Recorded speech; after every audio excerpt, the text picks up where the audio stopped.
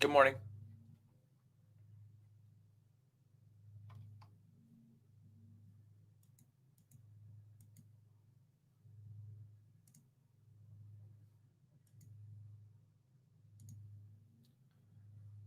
Good morning, guys.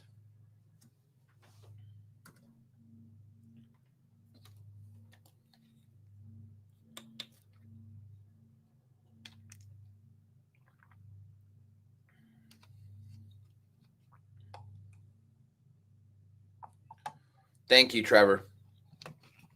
That one took a little bit of patience. Um, I got to admit, on Wednesday, it was a little, I wasn't up a bunch like on Tuesday or anything like that. I wasn't up a bunch in these fades. But, of course, when you're in at 260 and it's 230 and you're up $30 a share, it's still a good amount of money. But Wednesday night, this got a little uncomfortable, right? Like this wasn't the most fun. I was like thinking to myself, like, here we go again. Gonna have to go ahead and get out of this short once again. And then, the first thing I noticed yesterday was this thing in the first 5 minute bar was red. And I was just like, I thought to myself that was pretty encouraging. And then it ended up being a pretty awesome fade. Rigetti is still paying. Really most of my shorts are still paying. Like Cypher is still doing pretty well, although it's a very small position. Iron was a new one that I took yesterday right against this 50-day, basically. I should have gotten positioned right against the 50 because that would have kind of been my stop anyway. But as soon as we started to fail, I got short, and then it was just an awesome all-day unwind. Netflix has been working for the last few days. I added twice to this yesterday. I shorted it the day before. So that's working pretty well. Oklow's been working pretty well from $146 on 1029. So almost the last month I've been in that one. Right? This push and failure higher was a sweet one. You just had this bit of a push and then a fail. As soon as it started to fail, I got short 146. So that was nice. And then, this one's been pretty stress-free as well. Rigetti's still working well. I wish I'd have just kept my original shares. I had a 55 in this thing. I had a $55 short with a stop at high a day, and man, what a move.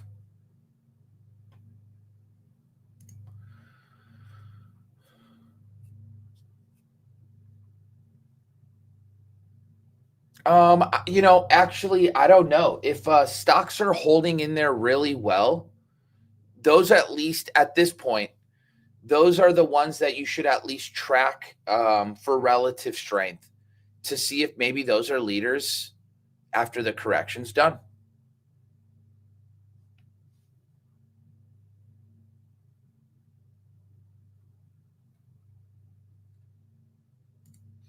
You've noticed your setups usually start with price above 50 EMA. Okay, so that is true sometimes, right? Like Iron, I shorted at the 50. MSTR, for instance, and I was just a little bit wrong on my timing. I tried shorting below the 200 when it hit the 200, and I should have re-entered when we broke the 200, and obviously below the 50. That ends up being the least stressful. But there has been so many opportunities on kind of, I don't want to use the word, but they're pretty much shitty companies, right? Like UAMY, total shit company.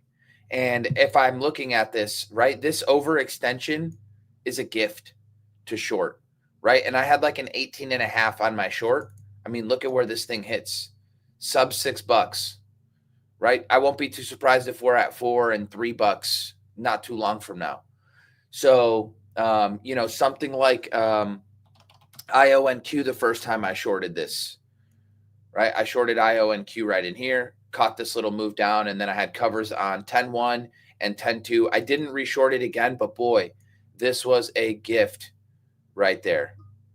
Iron as a double top short sale. This was a gift right here as a double top short sale, right? It was also a good one yesterday.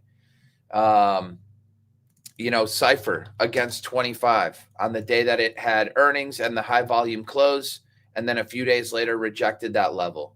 Picture perfect. SoFi in this environment. So, as the double top short sale where it goes and hits its highs, we were watching this one in real time too, and then it just fades. Often you have to recognize the environment you're in and the setups that are working in that environment. Stocks that were overextended. And again, I'm not calling SoFi a shitty company. I'm calling UAMY, Rigetti, Oklo, right? Iron, IONQ. Like those moves had gotten way too far ahead of themselves. And those setups are gifts if you understand them and you understand what's going on underneath the surface in the market, which it started with, these speculative names, these pre-revenue names just getting absolutely whooped. So as soon as that happened, then it was just a matter of, taking advantage of those setups. And then, of course, there are still setups that are below the 200 simple moving average, like MicroStrategy, like Netflix, the food stocks recently. Breaks below 200 days are even easier to get involved in. So, but for the time being, I felt that my easiest setups at the moment were shorting some of these overextensions. No, MU is a miss. So I liked MU as a short against these highs. Right? As soon as we failed super hard against those highs, that was the cue. And then yesterday was actually a spot to cover, right? Against the 50-day. About $200. Yesterday was when you want to come into this thing and cover right near the close. Doesn't have to be all of it, but I don't know about shorting it right now, right? You want to catch these moves like that. You want to catch a 20% move on your money, right? You don't want to short it after a 20% move down. Well, if it's above the 50, it could be something like a double top short sale. But again, is the market coming down? Are the names that you're trading overextended? Are they not clean long setups? Again, they're not. Those kinds of setups are not for everybody. You have to probably study them a little bit more before you try to get involved into names like that. So do you have proper risk management? Do you use proper position size? You kind of start messing around in names and uptrends a little too early, and you can get your butt kicked. But it's something that I've done well in my career, and I understand the setup that I like to trade up there, and the environment was super super conducive to that kind of trading. So it really ended up working well for me. My biggest regret is not keeping my entire UAMY. Right? If I'm keeping my entire UAMY, I mean that's like it's almost $1 million winner. I did. I covered some SND. I didn't cover all my SNDK yesterday. I covered some right at the close, $195, right into this little washout. So as we were coming back up, 195 and change right in here, right near the close. So I'm out half of my SNDK from 260. What are your thoughts if you were not positioned short already? Would you wait for a bounce to short? I feel is that too late to pile on shorts? Yes, there aren't a lot of great long setups at the moment. The next best opportunity might be is if we get some kind of a mean reversion. We get some kind of capitulation and then a mean reversion for long setups. But the job was shorting over the last few weeks. Over the last few weeks, the market, since the rare earths, has given tons of great opportunities, right? This was a great opportunity on the parabolic short.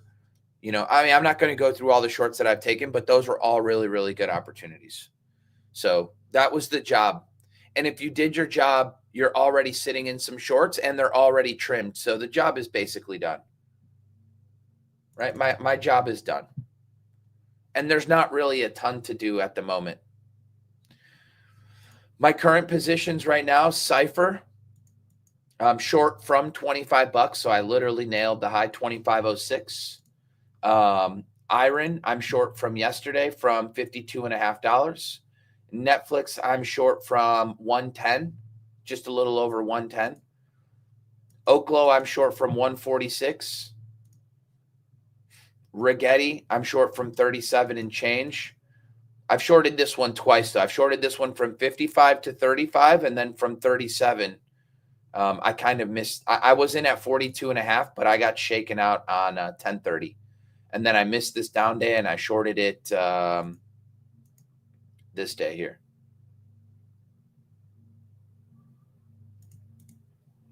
SNDK from 260. And my only long is XOM. Fix has been in a nice uptrend too. Yeah, we'll see if this thing holds on to the 50-day. EOSE short against the 50. No, this isn't really a clean setup. This could very well turn into a bot setup as well. Like if you were going to short it, the time to have done it was yesterday, right? You see how you found support right here? Shorting it as it was breaking back through, right? But if you missed the entry yesterday, I don't know about taking some new shorts today. The job should have already been done.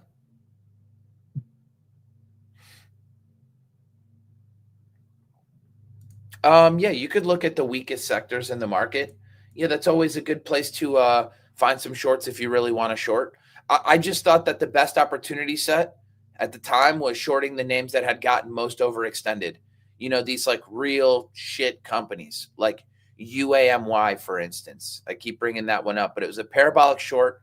It was a total dog turd, and it was wildly extended. INSM's nice, but there's no setup here.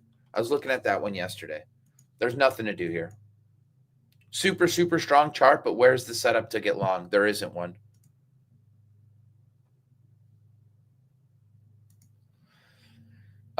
You went long yesterday with some good-looking charts in order to be stopped out 3 times, 0.3 losses each. So one of the things that I would tell you is on a day like yesterday, even really like 0.3 might be a little too much. Find a way that you're not taking 10% position sizes and you're risking more like 0.15, 0.2.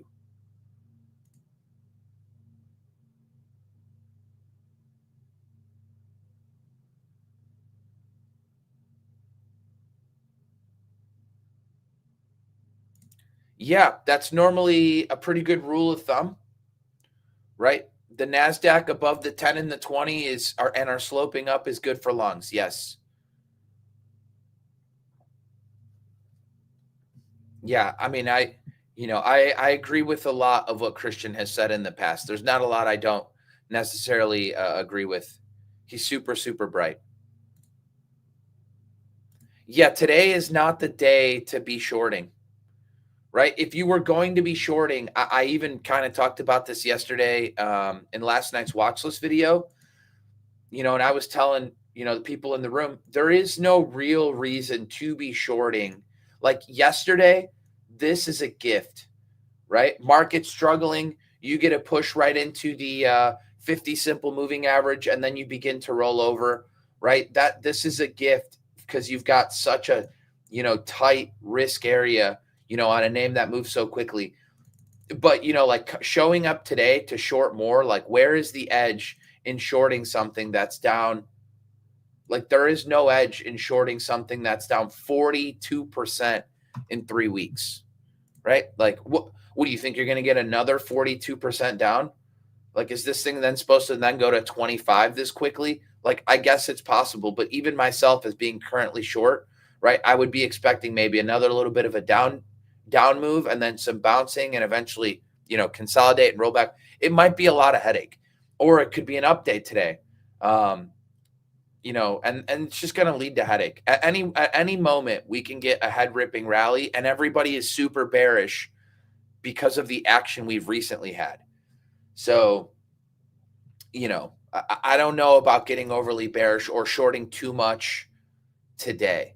The job to get reshort on fresh stuff was yesterday. And even myself, what was I doing on SNDK? I was covering, right? I was rewarding myself for being short already. Um, and sometimes there's a lot of people that want to show up a little late to the party. So if there is one, that I think could maybe be like a continued short is this Netflix. I've got major confidence that this thing is in time probably ends up lower. So this feels like a stage 3 top. Feels like we're rolling into stage 4. This went through a really long uptrend. My thinking is Netflix probably, gets beaten up quite a bit. But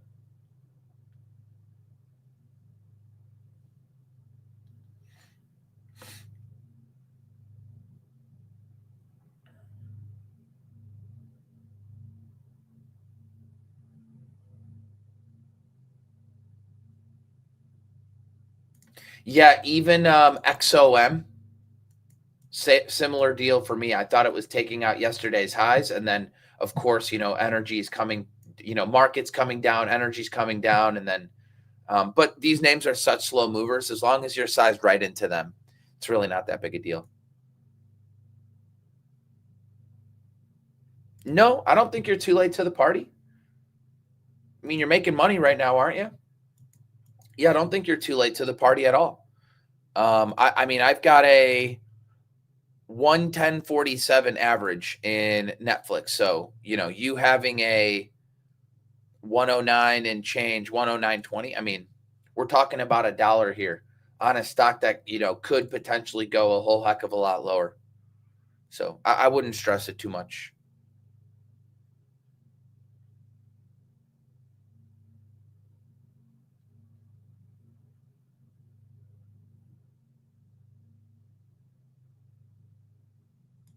Yeah. Executing your, like knowing where you leave um, when you're wrong is such a like, powerful tool, right? Like you have to know as a swing trader where you're wrong. ASTS bounced today. I mean, this chart is so beaten up, right? Like, of course, it could bounce. And this just looks like any other name in the market right now, where it's just slightly gapping up in the morning, right? Like, this probably looks a little like Rocket Lab at the moment. And sure enough, it does. It probably looks a little like NBIS at the moment. And sure enough, it does. So, you know, I mean, cherry picking ASTS as a bounce today versus like any other name, it just makes no difference. And again, these aren't really good long setups. They might just be like 1 day, 2 day mean reversions, and that's it. And we don't even know that, things just don't get hammered again right at the open. Like I didn't see enough panic selling yesterday, as crazy as that might sound, um, to make me think like a hard bottom is in, right? I don't think we've necessarily have a hard bottom in place. And we'll know more in a few days, right? We could get a nice little update today, a nice little update on Monday, and then on Tuesday or Wednesday would be viable for a follow through day. But then the question I would ask at that point are what setups do I have that are viable? And I'll know more on Monday and Tuesday and going into Wednesday as well.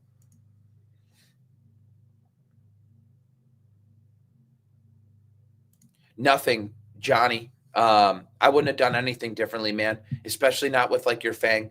You just take your exit, know your stop. If your stop is low of day, just exit, and just make sure you're position sizing properly.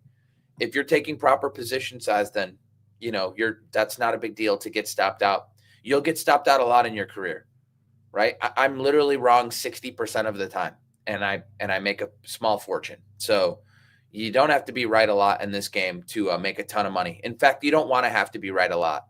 To imagine like, and I know scalpers who are right 90% of the time, and they are so stressed with the way they trade. I'm like, imagine in a place with so much uncertainty, always fighting for your average and needing to be right all the time to make money. That's not a good way to live. I'm wrong more than I'm right, and I make a bunch of money. That's way less stressful. No, GH, I don't know about this one at the moment. I don't know if the market just took it down or this will be a failed breakout. I think sidelines for it to tighten back up. It's kind of my thinking.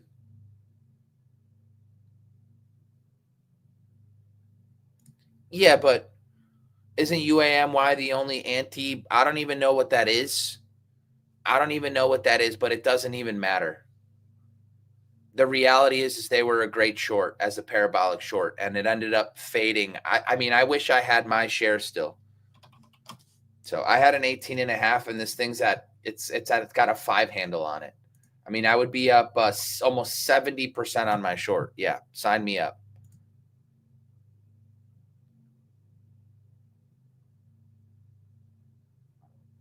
Thanks, man. I appreciate it. Thank you for being here.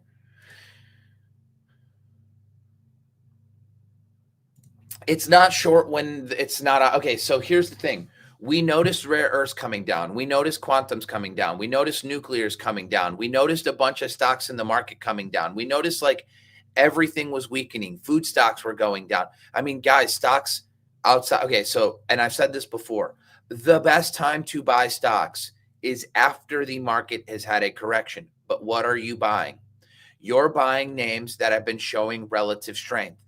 The best time to short stocks is after the market has gone up a ton and you'd like to short stocks that have been shorting or showing relative weakness. This is why MSTR ended up being such a monster. This thing was showing nothing but relative weakness in here all throughout July and August. And yet the market is going up and up and up and up and up. So then the market gets extended. And then as soon as the market begins to see some distribution, the stock that had already been weak ends up plunging. Right? This is no different. When the market's plunging and a stock is just hanging in there and going up and going sideways and getting tight and looking great, and then all of a sudden the market starts to go up, those are the names you want to own. No, there is no really. The question is today a good day to go long since it's not a good day to go short? I know that's a pretty big oversimplification. So like the short answer could be it could be a day for good mean reversion, but I'm a swing trader. Are there any great setups on the long side, which I think turn into good swing trades from here? And the answer is no, right? That's the reality. I don't have enough confidence on the long side of the market based on what I'm seeing and the setups that I'm seeing that I trade to make me think, you know what? This market is definitely done going lower. We're going to go higher. Could we bounce? Of course we can. Do I see any technical long setups that I think turn into multi-month or multi-week swings? No. Even multi-day swings? No. I don't know that there's high probability. It could just be that we bounce. You're still full size with SNDK? I mean, that's a little surprising, honestly.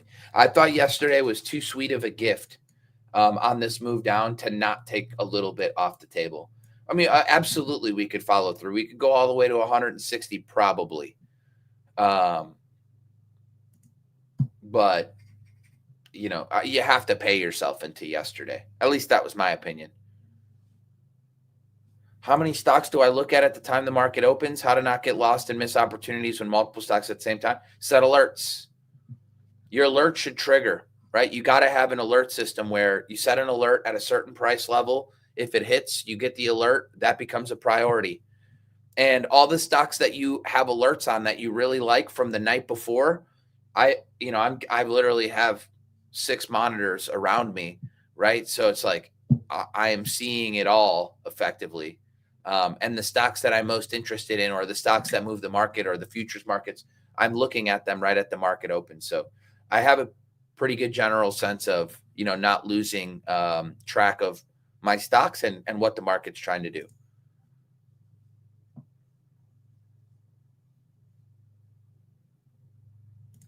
Yeah, I mean, it's possible. I don't know exactly what the market is going to do from here today. What I do know for sure is for the way I trade and thinking to yourself that there's a bunch of good swing setups here. The reality is that there isn't, right?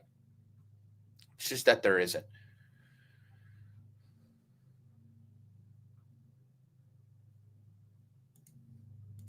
Yeah, if the market flies up, I don't know how much flying up it'll do, but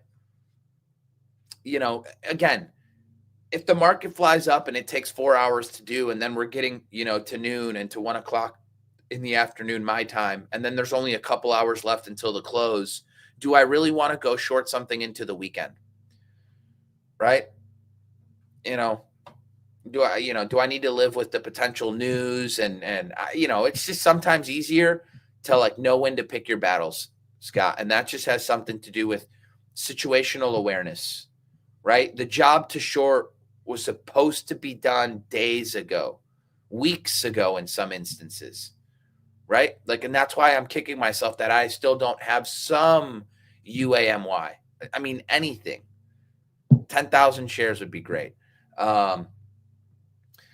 But the job was supposed to be done weeks ago. At this point, there's just nothing to do really.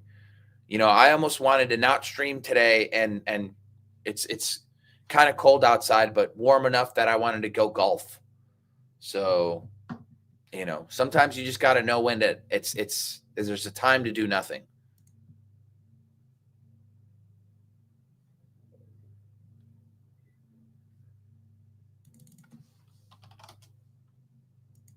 Yeah, TKO.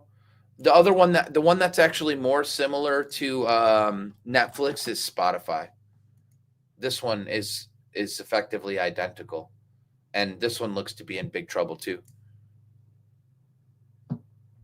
Yeah, BE. Mm-hmm. Mm-hmm. I was actually looking at this one right in here yesterday. Didn't take it though. Is Market Pulse newbie friendly, or are you better to be pretty set up? I've been in the market for a long time, but really new to swing trading. No, it's very newbie friendly. There's a ton of newer traders in there, and there's a ton of helpful people in there as well too. And we've got several guys who compete in the USIC in there. Really, really talented people to learn from. Got to give credit to my man Steve. He's like probably one of the best like data analysts I've ever seen. Like, cherry pick what's moving, what's not in the market. Clement's a top performer in the USIC. I think he's like number 2. We've got a bunch of guys who are in the top 10 in there. I'm in there. Nick Drendel's in there. He's awesome. I mean, yeah, it's very newbie friendly. Plus, like I'm trying my best, and I got to do a little bit better of a job of this, but like I'm trying my best to like make more evergreen content. So like to help people get up to speed, right? And there is quite a bit of it already in the room, but more. And then I'm live streaming all day, man. So if there's a question you have, you just ask it and then I'll just answer it. Right. And that's sometimes I think the best way to learn is just like you ask a question and I answer it for you in real time. So like the concepts kind of sink in real time and you'll be like, oh, wow, that worked. Or, okay, wow, that didn't. And this is how he managed risk. And that kind of way, I think, is some of the best ways to learn. Like when I was starting swing trading, I wish I had that for like my entire day. So it doesn't really exist, but it does in my room because I'm at my desk. How do I feel about SPY not gapping up today after Fed cuts? Well, we didn't get Fed cuts today. So, and we are gapping up in the ES and the NQ. So the SPY and the NASDAQ are slightly gapping up. But we didn't get cuts.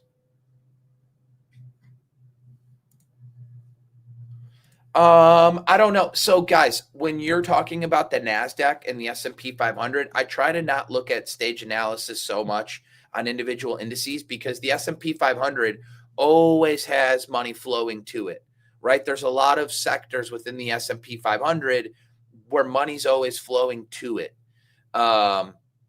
So don't really look at like indices for stage analysis. Look at individual stocks. No, actually, so like after looking at AEM, would I take longs on gold miners if gold is strong but broader market is weak? So looking at gold miners, they all cracked the 50-day yesterday in a pretty big way. Until we reclaim and reestablish ourselves above, I do not like what the gold miners did, which also I feel like is telling me a little bit about what gold might do, which is feels like we might be losing and cracking this 50 simple moving average pretty soon as well. We'll see, but kind of my feeling.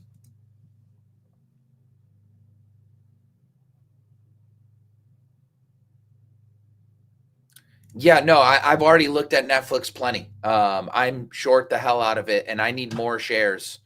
And I think Netflix is rolling over into a stage 4 downtrend. I think we might look at Netflix in about 2 months, and it's going to be near $80. At least that's my thinking, right? I think we can get to and then this would be kind of a not that big of a fall. 2-3 months, down 25%. It's a slower mover. That's kind of why I need bigger size, but ultimately, it does look like it can go a whole heck of a lot lower.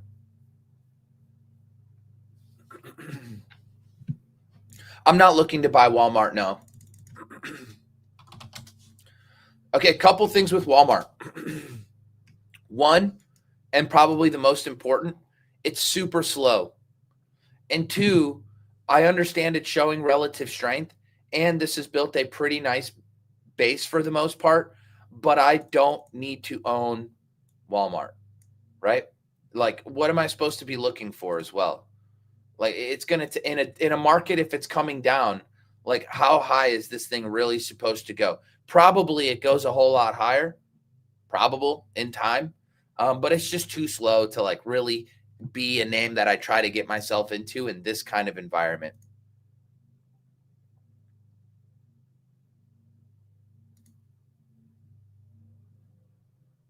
No, I'm bearish on Netflix due to technicals.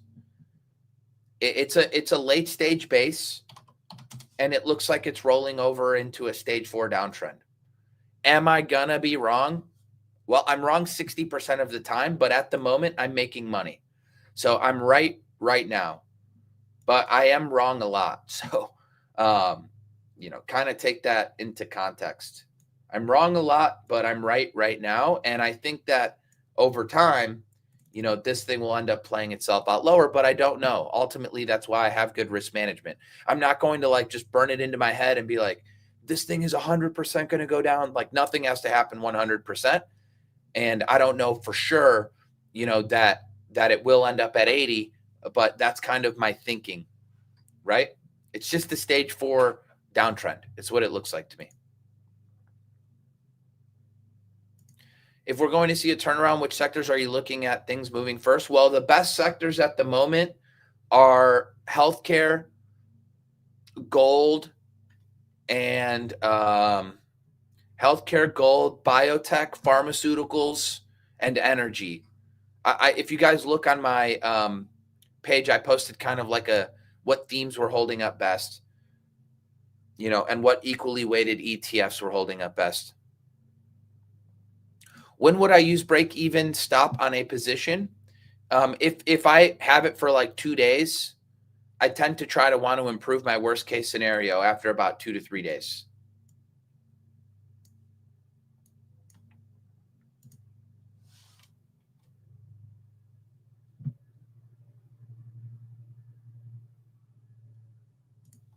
Oh, heck yeah. I'm happy to be helpful, brother. As long as it was helpful to you, then that's all that matters. Other than Gil Morales' book and going over charts, any other resources recommended regarding shorting? Nate from IU was very helpful, but he's more shorter time frame. I know he does hold some things overnight and stuff like that, but just some of the entry tactics that he's using, just like thinking about like where levels catch and then breaking that level and then retesting it and then staying heavy. So like that's very helpful on a smaller time frame to like see that. Gil Morales was probably the most helpful because it's more swing shorting. And then you also have, but again, Nate's fantastic. And then, just my own studying is probably has been the number one thing, honestly. You have to put in some work yourself, right? That ultimately ends up being the biggest driving factor of any of your success. Like how many hours, do you put into the game, right? And I'm sure some of you guys realize this. Like I already do well, and yet here I am every single day, Monday through Friday, effectively every single day of the week, weekends included sometimes, putting in some kind of work into my craft. So yeah, just kind of how it has to be. Um, and there's always room for improvement. So you have to put in some work.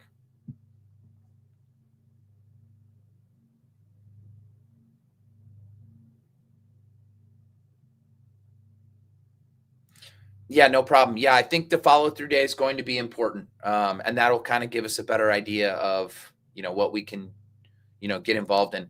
Yeah, TSM looks interesting. We'll see if the market, gives a little bit of a gap up and then, or a push in the morning and then starts to stay heavy. And TSM could definitely be one as well.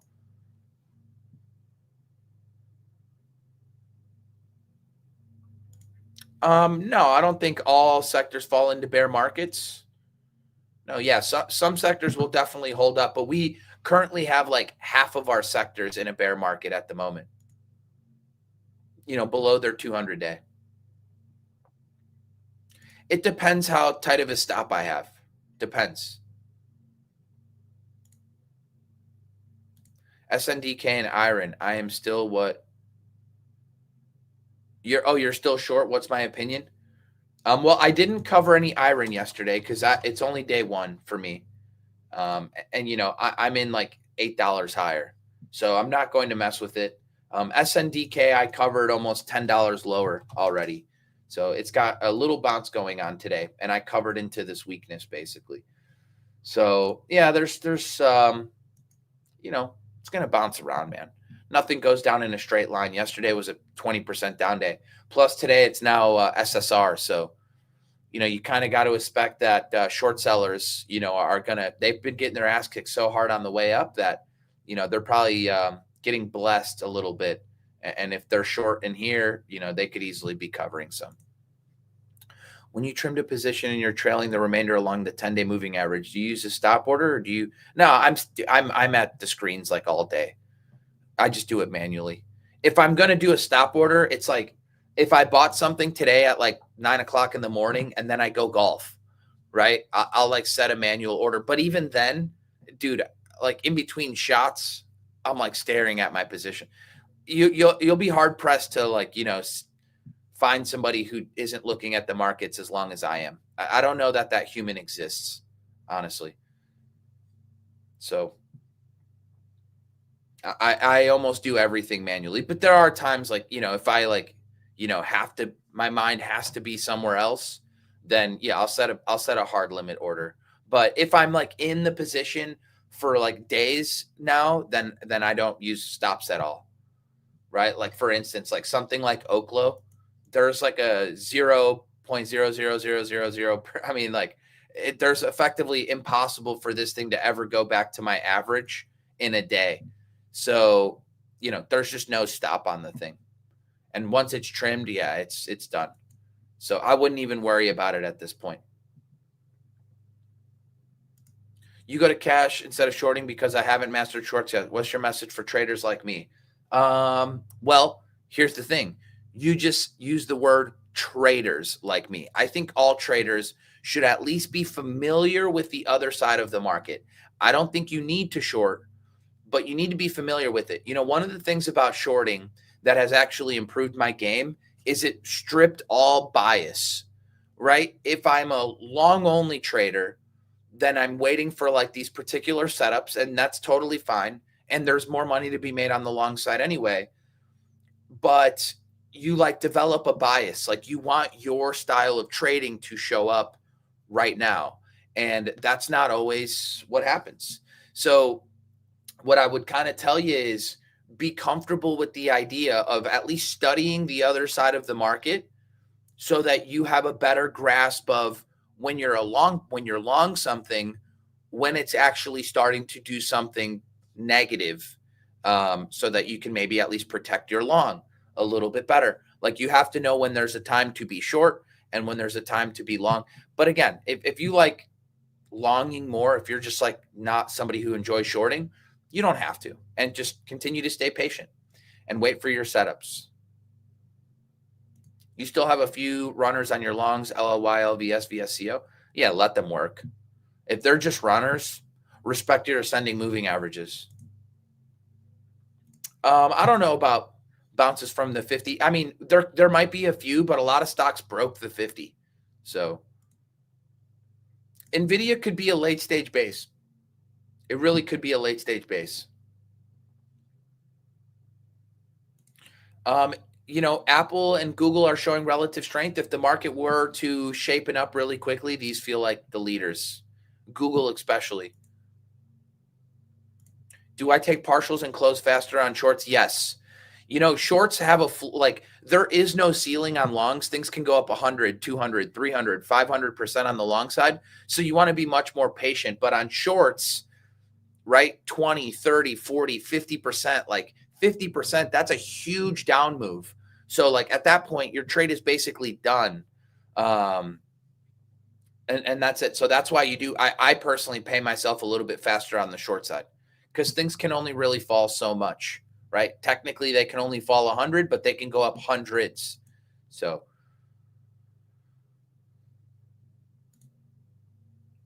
is this too small of a pullback? No, it's about 7%. Technically, we can get a follow-through day on Tuesday or Wednesday. We'll know on Tuesday or Wednesday. No biotech for me at the moment. Can you set alerts on toss that trigger after hours or no, they don't. They don't trigger.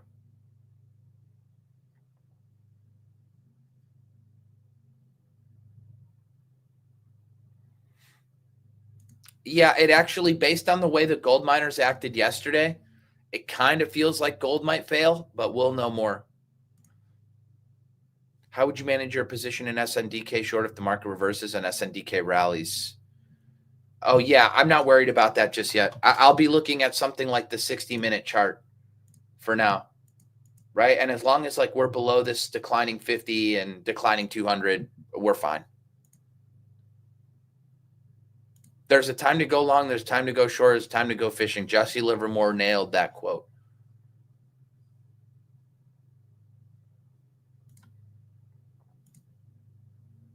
Yes, PE, there is.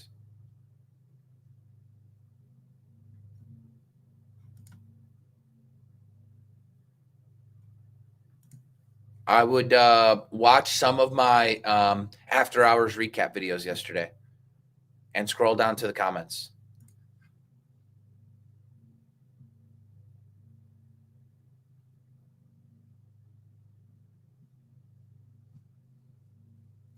Is CCJ a good short?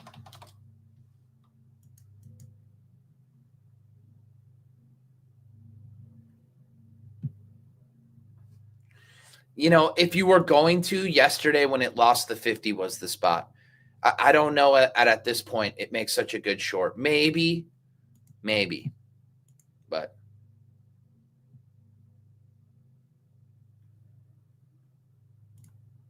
thank you, brother. I appreciate you. Here for the new you as well. And Campo, you guys are awesome. And it's awesome that you guys actually show up to Premarket Prep still, knowing you guys already listened to my ass for 5 hours every day. How do I trail shorts? So I like to cover some into the weakness, and then I just trail on a descending moving average on the daily, if it has them. And then if we're just pulling into the ascending moving averages, I cover some pieces into that, and then I'll trail on a smaller time frame like these 60-minute moving averages. Yeah, I think Spotify is the same thing.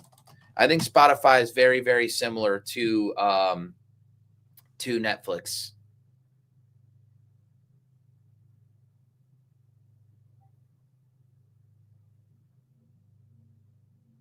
Feisty, you're awesome as well. Thank you. Would I long IBIT? No, not really. Could we bounce because it's just gotten so oversold? Yeah, but all it is just a trade. It's not a swing trade. It's just like a mean reversion capitulation kind of trade, right? Yesterday's volume was massive. Bitcoin getting down to 80,000. I mean, that's about it, right? That's all you can really say as a reason. I personally thought we were going to get down to this level. I thought 80,000 when we were at 100,000 was kind of my thinking. And we got there very, very quickly. So can we get a mean reversion today and this weekend? I think it's totally possible, but it's not a swing trade, right? You're below the 200 simple moving average on Bitcoin, and we just don't know how long a bear market for Bitcoin might last, right? The last time it lasted quite a while, right? It lasted quite a long time. So, could we just be like right here on Bitcoin before we just go sideways and then break down some more and then go sideways for a real long time? I mean, I think that's probable. Who knows? All I know is that I don't see any reason to try to be long stuff at the moment, unless of course you want to play a mean reversion setup. Yeah, well, here's the first thing I suggest you do. Read the book from the man who created stage analysis, which is Stan Weinstein. The Secrets to Profiting in Bull and Bear Markets. Materials have been holding up okay. Good morning. Good morning, Mr. Alex. How are you, brother? Hope you're doing well.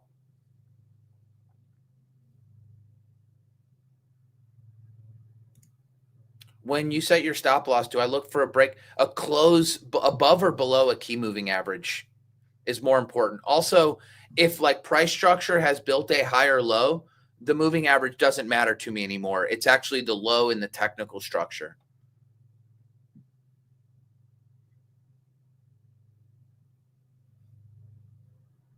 Fox, 100% correct, sir.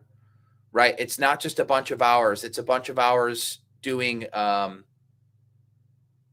like well thought out work. My positions are 5 and 10%. I also had some flat trades in there, but with slippage, they were still losses. So, but my positions recently, because on the long side, there hasn't been much traction. They've been 5 and 10% positions. And then even on the short side, I like to add to my winners. So they start off as smaller positions and I add to them once I'm right. So yeah, I can go through 12 losses and have less than a 2% portfolio drawdown. Yeah, Lite, Lite. Yeah, we'll see what this thing does. It needs a whole new base though. It's like, very wide and loose up here. Any short on Sunrun? Solars have been kind of doing all right. I don't know that I like this chart too much for the long or the short. If you wanted to take it, again, probably a rejection of these little highs here was probably the way to do it. And noticing the weakness yesterday. But I'm literally live streaming all day if I'm at the desk, I'm there all day. Thanks for answering that, Fox.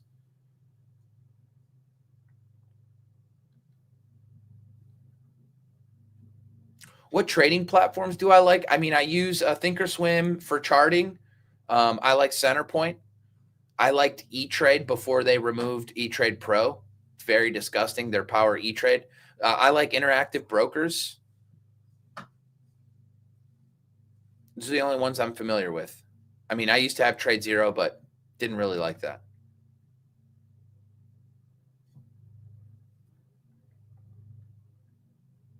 Thoughts on Frog today?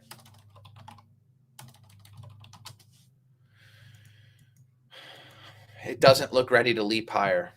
No, I don't know. Needs a little bit more sideways. Market environment feels like it's kind of keeping this one down.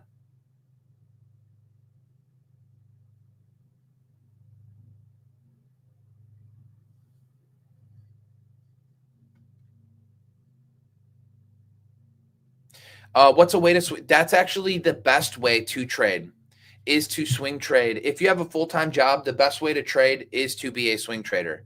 And you'll have to just really study your setups and then use, buy limit orders and then, kind of set your stops at the low of the day and go to work.